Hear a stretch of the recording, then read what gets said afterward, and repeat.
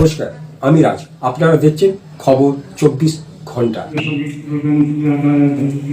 সম্পর্কে যে কর্মশালা, এবারে অ্যাকচুয়ালি শিক্ষার যে সময়টা, শিক্ষার যে বয়স, সেই সময়টাতেই তাদের মধ্যে যে ইনোভেটিভ যে একটা চিন্তাভাবনা থাকে, পড়াশোনার মানসিকতা থাকে, সেই সময়টাকে তাদের যে কোনোভাবে কাজে লাগানো, এটা কিন্তু একটা অন্য একটা শুভ দিক, শুভ ইঙ্গিত।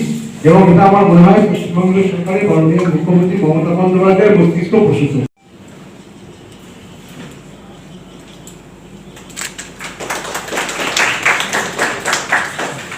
অভিনব উদ্যোগে আমরা সম্মুখীন হতে চলেছি। তাই উপলক্ষে যে আমাদের ছোট্ট উদ্বোধনী অনুষ্ঠানে উপস্থিত আছেন মাননীয় মহানাগরিক চন্দ্রনগর পৌর নিগম, মাননীয় উপমহানাগরিক চন্দ্রনগর পৌর নিগম, উপস্থিত আছেন আমাদের শিশু কিশোর একাডেমির আধিকারিকরা।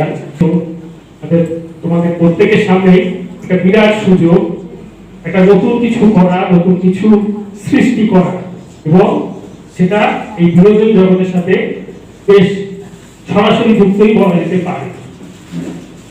আমরা যে শিক্ষা ব্যবস্থায় গড়ে উঠেছি, অর্পিতা ঘোষের মস্তিষ্ক প্রসূত এবং আমাদের এখানকার বিধায়ক মাননীয় ইন্দ্রনীল সেন মহাশয়ের ঐকান্তিক ইচ্ছে আমাদের এই উদ্যোগ। একটা ব্যাপার তৈরি করবে, পড়াশোনা শুরু করবে, তাদের মধ্যে কার মধ্যে কোন প্রতিভা আছে, আমরা কি করে উদ্ভাবন করতে পারি।